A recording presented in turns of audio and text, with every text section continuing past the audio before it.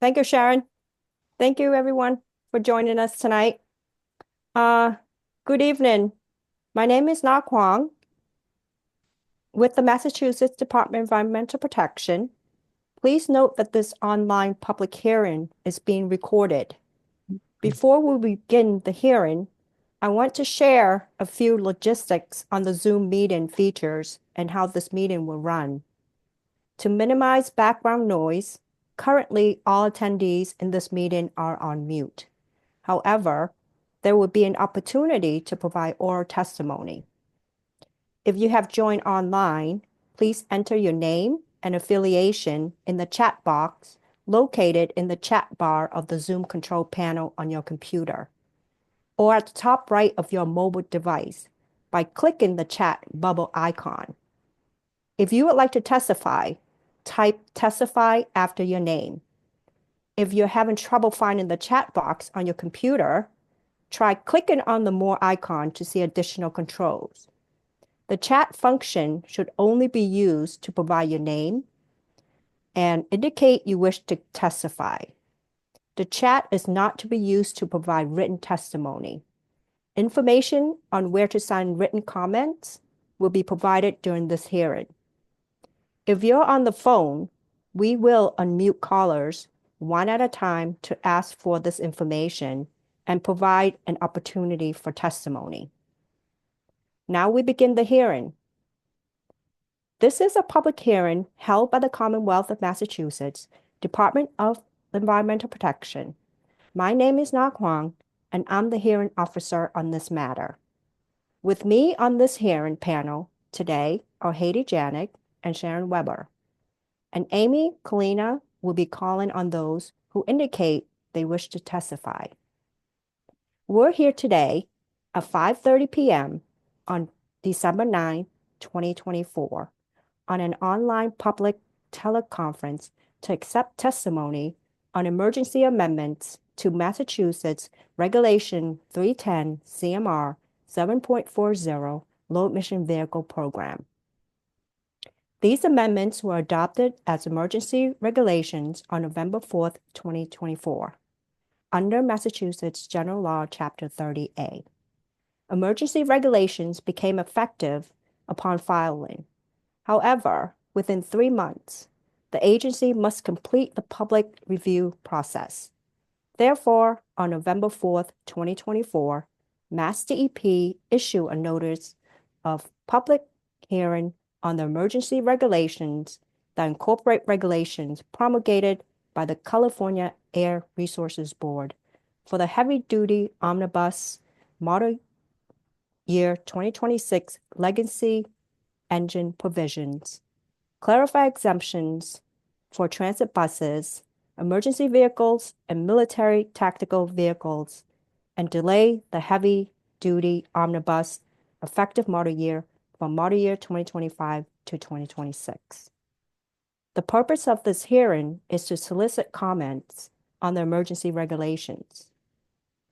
If anyone wants to provide comments on the regulation prior to the end of the public comment period and needs interpreter services, MassDEP provides language access interpreter translation services to limited English proficient individuals free of charge.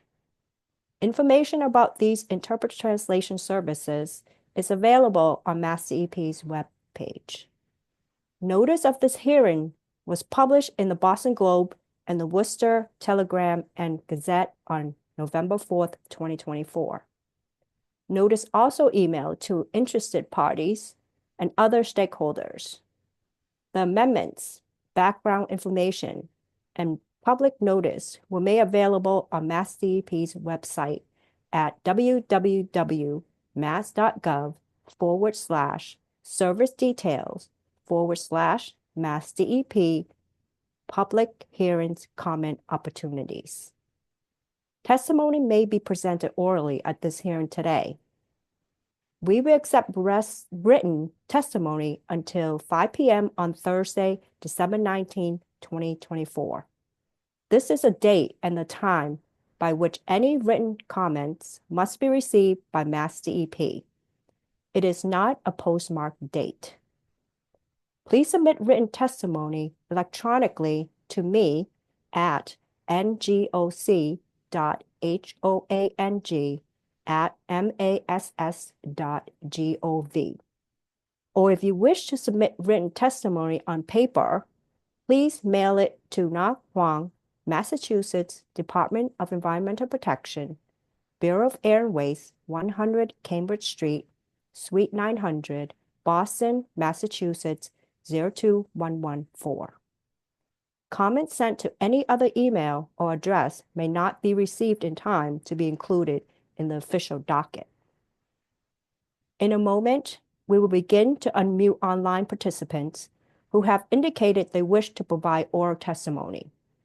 Once all online participants who have indicated they wish to testify have done so, we will call on the phone participants who wish to testify to identify themselves and ask them to present their oral testimony.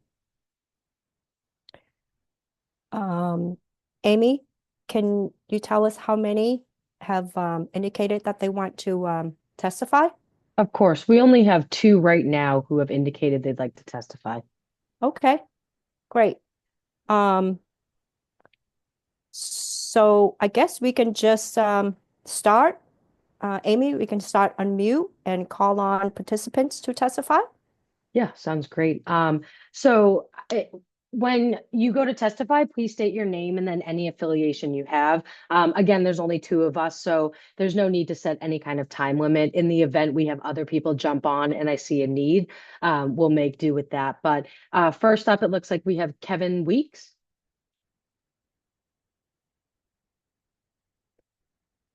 Oh, there we go. Perfect, Kevin. How's that? Is that good? Yeah, thank you. Go ahead. Thank you. Thanks. Thank you guys for having this hearing at night. It seems like this is the better time for the hearing too, as far as testifying, right? There's a few less people, so that's good for all of us. But thank you very much for having multiple events like this. My name is Kevin Weeks. I'm the executive director of the Trucking Association of Massachusetts.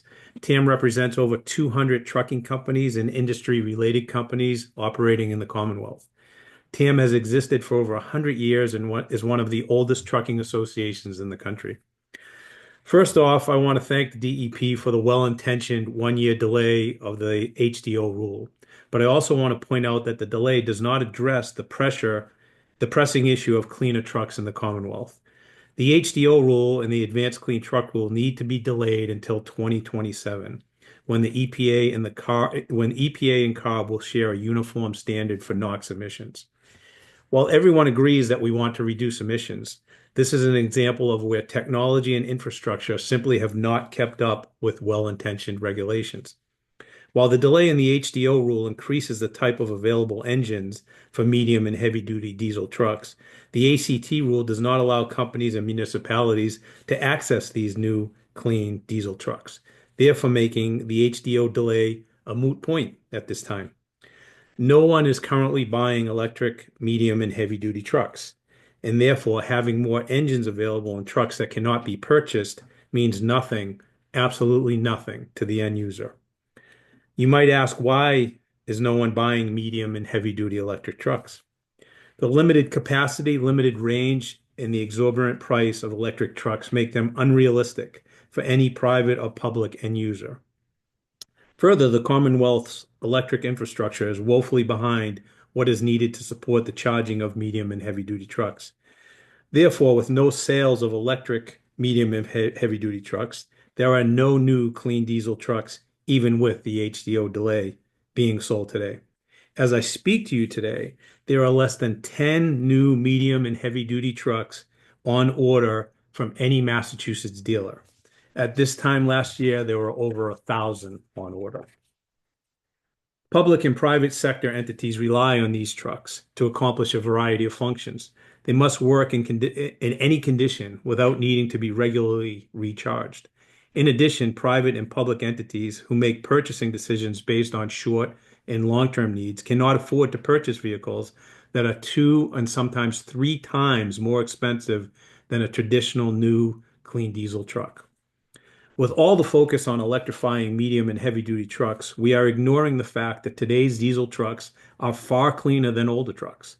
In fact, it takes more than 60 new clean diesel trucks today to produce the emissions one truck produced just 25 years ago.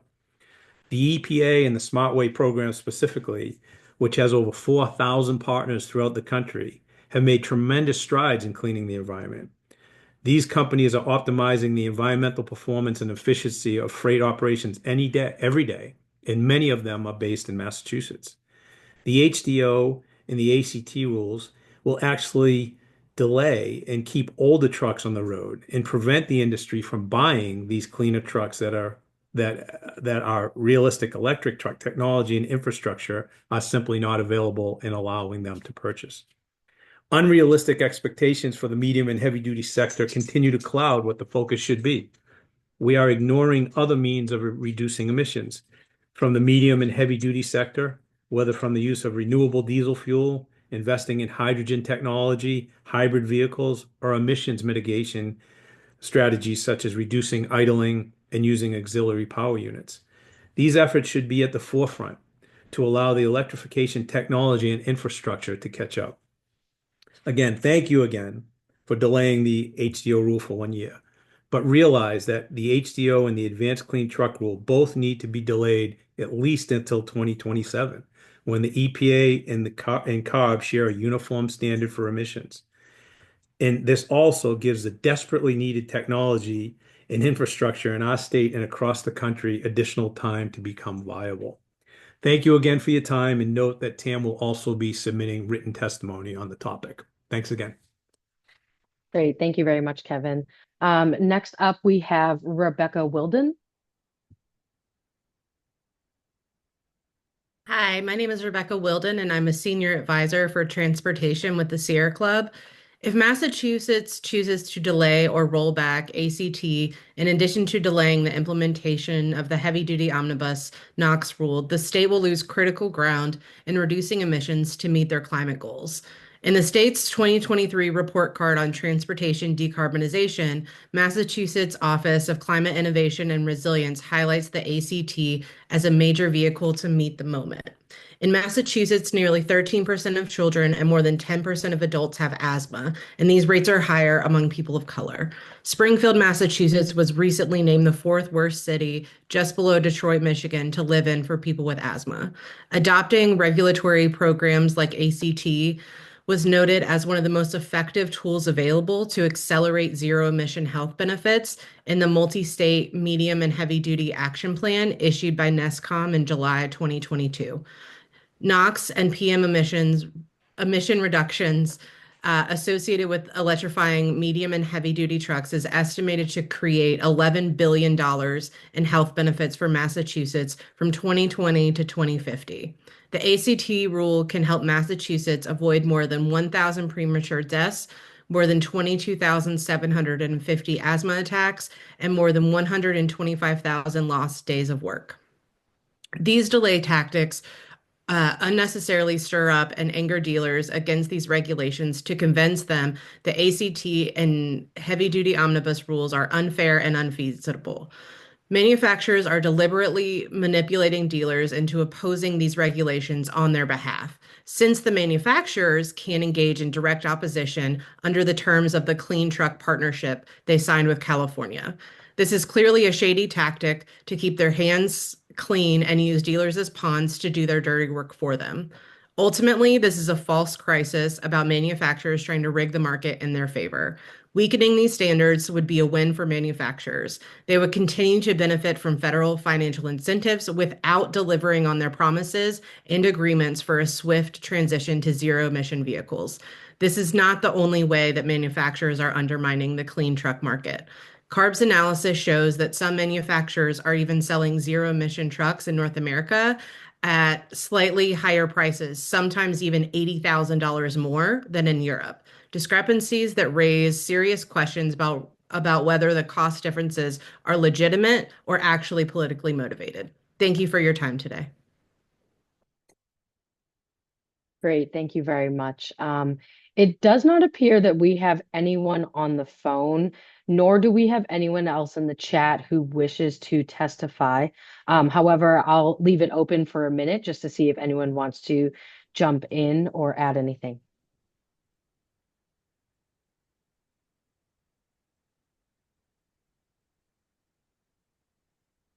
This is Mitch Groundlick from the New England Bus. I gave testimony earlier today, so there's no reason to give it a second time. Is that correct?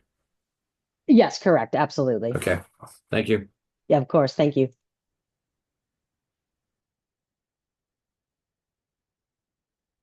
All right, it sounds like there is not going to be any more testimony given. So now I will give it back to you. Great. Thanks, Amy. Okay. So I want to thank everybody who testified today, as well as all those who attended this online hearing without testifying. The testimony presented at this hearing or submitted by the comment deadline will be considered by the department before making the regulations permanent. Notice of the availability of the permanent regulations and the department's response to all relevant comments raised during the public comment period will be emailed to all parties who have participated in the public review process and will be available to other interested parties. There being no further testimony, I hereby close this online hearing at 5:48 p.m. on December 9, 2024. Thank you, everyone.